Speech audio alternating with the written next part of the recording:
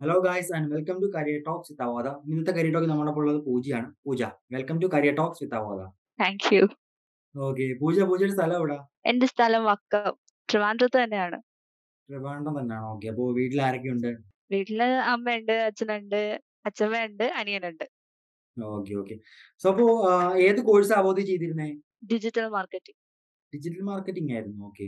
So അപ്പോ എന്താ digital marketing എന്നൊരു കോഴ്സ് ചൂസ് ചെയ്യാനുള്ള റീസൺ എന്തായിരുന്നു? എനിക്ക് ചെറുതായിട്ട് ഈ മാർക്കറ്റിംഗ് പരിപാടിയോട് പാഷൻ ഉള്ളതുപോലെ തോന്നി. സോ ജസ്റ്റ് ട്രൈ ചെയ്ത് നോക്കാന്ന് വിചാരിച്ചു. അങ്ങനെയാണ് ചൂസ് ചെയ്തതല്ലേ? ഓക്കെ, അപ്പോ അവോധയിലേക്ക് വരുന്നതിന് മുമ്പേ പൂജ എന്താ പഠിച്ചിരുന്നത്? എഡ്യൂക്കേഷൻ ക്വാളിഫിക്കേഷനെ കുറിച്ച് ഒന്ന് ജസ്റ്റ് ബ്രീഫ് ആയിട്ട് പറയാമോ?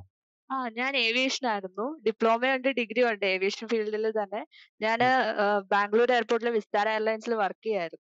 അതിൽ നിന്ന് മാറിയാണ് പിന്നെ ഡിജിറ്റൽ മാർക്കറ്റിംഗ് സെലക്ട് ചെയ്തത്. ഓക്കെ. സോ അപ്പോ ഡിജിറ്റൽ മാർക്കറ്റിംഗ് ചൂസ് ചെയ്തിട്ട് എങ്ങനെയുണ്ട് ഇപ്പോ? ഇന്റേൺഷിപ്പിലല്ലേ? അതെ. ഓക്കെ. നല്ല എക്സ്പീരിയൻസ് ആണ്. ഞാൻ ഉദ്ദേശിച്ച ഒരു ഫീൽഡ് തന്നെയാണ്. പിന്നെ ഒരുപാട് സപ്പോർട്ടീവ് ആയിട്ടുള്ള കൊളീഗ്സിനാണ് കിട്ടിയിരിക്കുന്നത്. എല്ലാം ഫ്രണ്ട്ലി ആയിട്ട് എല്ലാ കാര്യങ്ങളും ഡീറ്റെയിൽ ആയിട്ട് പറഞ്ഞു തരുന്നുണ്ട്. ഞാനൊരു ഫ്രഷർ ആണെന്നുള്ള ഫീലിംഗ് ഒന്നും തോന്നുന്നില്ല. ഓക്കെ. സോ അപ്പോ എവിടെ ഇന്റേൺഷിപ്പ് ചെയ്യുന്നേ? ആഡ്സിഫൈ മാർക്കറ്റിംഗ്, ട്രിവാൻഡ്രം. ആക്സിഫൈ. ഓക്കെ. സോ അപ്പോ എങ്ങനെ വർക്ക് ഫ്രം ഹോം ആണോ? രണ്ടും ഉണ്ട്. വർക്ക് അറ്റ് ഓഫീസും ഉണ്ട്, വർക്ക് ഫ്രം ഹോമും ഉണ്ട്. വർക്ക് ഫ്രം ഹോം ഉണ്ട്. ഓക്കെ. സോ അപ്പോ ഇന്റേൺഷിപ്പ് സ്റ്റാർട്ട് ചെയ്തിട്ട് എങ്ങനെയുണ്ട്? കമ്പനിയുടെ സൈഡിൽ നിന്ന് എങ്ങനെയുണ്ട്? സപ്പോർട്ടീവ് ആണോ അവര്? കമ്പനിയുടെ ഭയങ്കര സപ്പോർട്ടീവ് ആണ്, ഫ്രണ്ട്ലി ആണ്. എന്തെങ്കിലും ഡൗട്ട് ഉണ്ടെങ്കിൽ ഫുൾ ഡീറ്റെയിൽ ആയിട്ട് പറഞ്ഞു തരും. Okay, very good.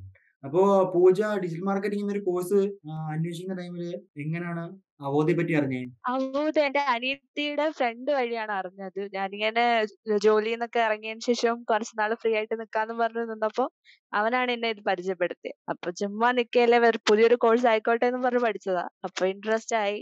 അങ്ങനെയാണ് ഈ ജോബിന് കേറിയത്. ഓക്കെ, അപ്പൊ ഡിജിറ്റൽ മാർക്കറ്റിംഗ് അവധി ചൂസ് ചെയ്തിട്ട് ക്ലാസ് കാര്യങ്ങളൊക്കെ എങ്ങനെ ഉണ്ടായിരുന്നു?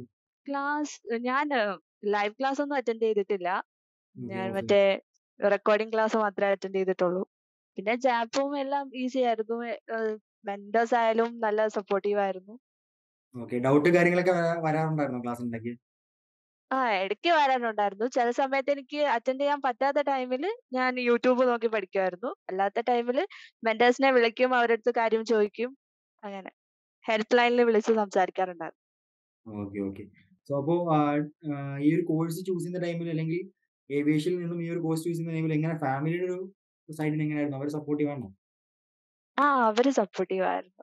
എന്റെ ഒരു ഇതിനും എന്റെ ഫാമിലി ഇതുവരെ തടസ്സം നിന്നിട്ടില്ല. ഇഷ്ടമുള്ളത് പഠിച്ചോളാൻ പറഞ്ഞു. എനിക്ക് ഏവിയേഷൻ അല്ലാതെ വേറെ സർട്ടിഫിക്കേഷൻസ് ഒക്കെ ഉണ്ട്. ഓക്കെ. സോ അപ്പോ ഓൺലൈൻ ക്ലാസ് അറ്റൻഡ് ചെയ്ത ടൈമിൽ എങ്ങനെയായിരുന്നു? എന്തെങ്കിലും ബുദ്ധിമുട്ട് തോന്നിയിരുന്നോ പഠിക്കുന്ന ടൈമിൽ? ഇല്ല. ഡീറ്റെയിൽ ആയിട്ടുള്ള ക്ലാസ് ആയിരുന്നു. റെക്കോർഡിംഗ് സെഷൻ ആയാലും ലൈവ് പോലെ നമുക്ക് കേട്ടിരുന്ന് മനസ്സിലാക്കാൻ പറ്റുന്ന ടൈപ്പായിരുന്നു. എനിക്ക് വലുതായിട്ട് ഡൗട്ട്സ് ഒന്നും വന്നിട്ടില്ല. ഓക്കെ. സോ അപ്പോ പിന്നെ ലാപ്ടോപ്പ് ഉള്ളതുകൊണ്ട് ഞാൻ ട്രൈ ചെയ്ത് നോക്കുമായിരുന്നു.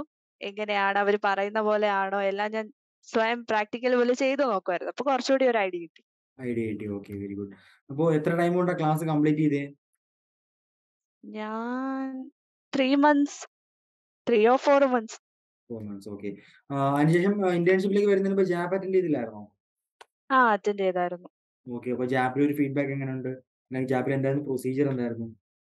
ജാപ്പില് പ്രൊസീജിയർ നമുക്ക് ആദ്യം നമ്മള് ഒരു കോഡ് പറയാ. അപ്പൊ അവരതിന്റെ ഡീറ്റെയിൽസ് ഒക്കെ നമുക്ക് പറഞ്ഞുതരും. പിന്നെ നമുക്ക് അത് പ്രിപ്പയർ ചെയ്തിട്ട് വന്നാ മതി. ഇപ്പൊ കമ്പനി ചിലപ്പോ എസ്ഇഒയോ അല്ലെങ്കിൽ സോഷ്യൽ മീഡിയ മാർക്കറ്റിംഗ് അങ്ങനെ എന്തെങ്കിലും ആയിരിക്കും. അപ്പൊ അതില് മാത്രം ഫോക്കസ് ചെയ്ത് പഠിച്ചിട്ട് വന്നു കഴിഞ്ഞാല് നമുക്കിപ്പോ എന്തെങ്കിലും തെറ്റുണ്ടെങ്കിൽ ട്യൂട്ടർ ആ ടൈമിൽ തന്നെ പറഞ്ഞു തരും. നെക്സ്റ്റ് ഇന്റർവ്യൂ ഇങ്ങനെ അറ്റൻഡ് ചെയ്യണം. ഇന്ന പോലെ ക്വസ്റ്റ്യൻസ് വരും. അപ്പൊ ആ ടൈം ഒരു ക്ലാസ് സെഷൻ ആയിട്ട് എനിക്ക് തോന്നിയിട്ടുള്ളൂ. അല്ല വലിയ ഇന്റർവ്യൂ ആയിട്ടൊന്നും ഫീൽ ചെയ്തിട്ടില്ല. ഫ്രണ്ട്ലി ആയിരുന്നു. ഓക്കെ. അപ്പൊ പൂജ ഇത്ര ടൈം നമുക്ക് വേണ്ടി സ്പെൻഡ് ചെയ്യുന്ന വലിയ താങ്ക്സ് ഉണ്ട്. Okay. Thank you. All the very best for your future and thank you for joining in Career Talks.